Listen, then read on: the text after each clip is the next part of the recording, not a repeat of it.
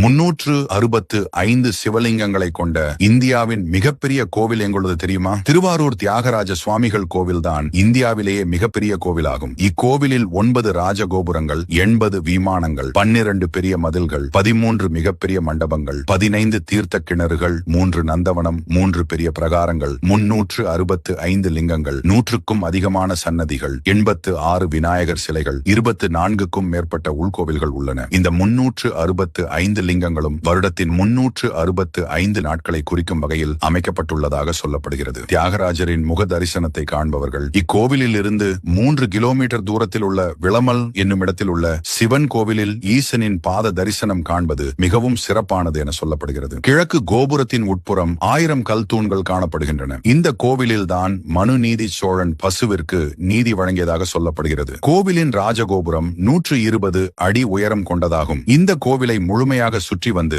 தரிசனம் செய்து முடிக்க முழுவதுமாக ஒரு நாள் ஆகும். Download ShareChat.